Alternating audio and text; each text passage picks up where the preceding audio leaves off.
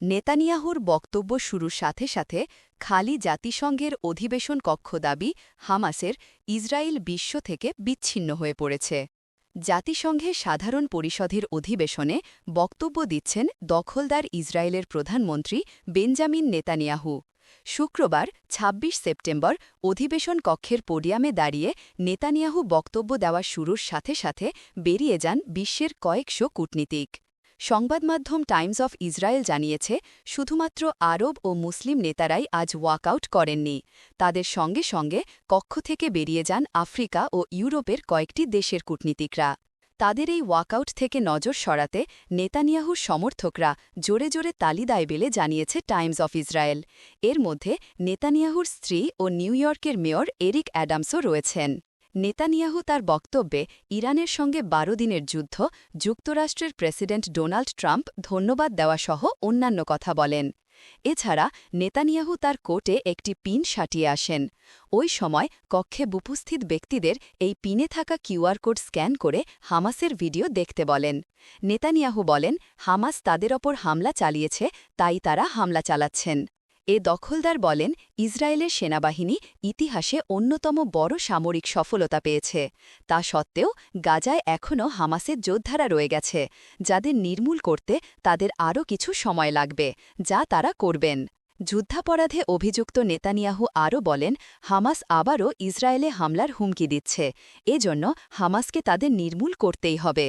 Netanyahu এ সময় অভিযোগ করেন, বিশ্ববাসী হামাসের ৭ অক্টোবরের হামলার কথা ভুলে গেছে, তবে ইসরায়েলিরা এ ঘটনা ভুলবে না।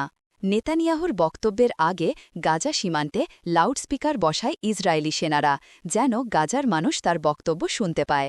এছাড়া নেতানিয়াহু দাবি করেছেন, গাজাবাসীর মোবাইল ফোনেও তার বক্তব্য শোনা যাচ্ছে। এ সময় জিম্মিদের উদ্দেশ্যে করে নেতানিয়াহু বলেন, তাদের সবাইকে উদ্ধার না করা পর্যন্ত থামবেন না তিনি।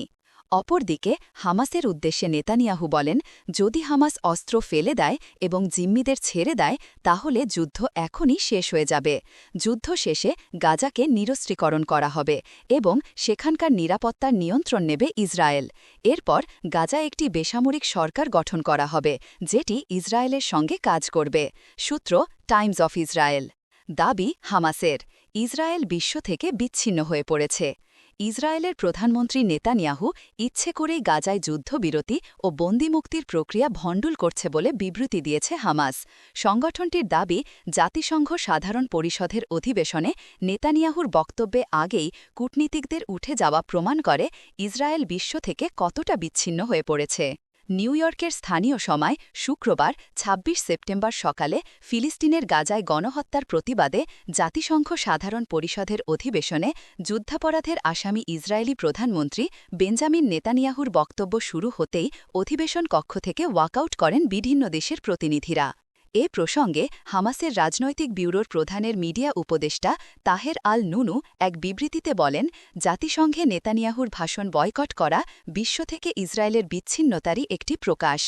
এছাড়া হামাসের রাজনৈতিক ব্যুরোর সদস্য ইজ্জত আল রিস্ক বলেন, নেতানিয়াহু ঘিরে এখন কেবল একদল চিয়ারলিডার দলই আছে, যারা জাতিসংঘের সভাকক্ষে ঢুকে শুধু গণহত্যার পক্ষে হাততালি দিয়েছে।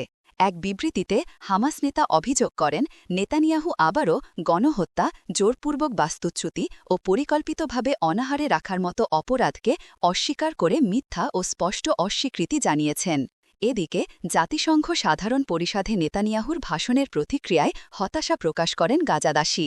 যুদ্ধবন্ধের কোনো ইঙ্গিত না পাওয়ায় মুষড়ে পড়েন তারা। নেতানিয়াহুর বক্তব্যকে যুদ্ধাপরাধের ভাষণ আখ্যা দিয়ে হামাস জানায়, তার অবস্থানই যুদ্ধবিরতি আলোচনার প্রধান অন্তরায়। সংগঠনটির ভাষ্যমতে বিশ্বমঞ্চে শান্তি প্রতিষ্ঠার কথা বললেও নেতানিয়াহু গাজায় প্রতিদিন গণহত্যা চালাচ্ছেন।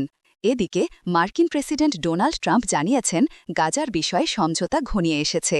তার ভাষায়, গাজা যুদ্ধ নিয়ে আলোচনা এখন শান্তির দ্বারপ্রান্তে, খুব দ্রুতই তা বাস্তবায়িত হবে। তবে ইসরায়েলি কর্মকর্তারা এখনও স্পষ্ট করে বলছেন, হামাসকে পরাস্ত না করা পর্যন্ত যুদ্ধ থামবে না। গ্রন্থনা অধ্যাপক মহসিন আলী আঙ্গুর, সম্পাদক ও প্রকাশক, মুজিবনগর খবর .com, মেহেরপুর।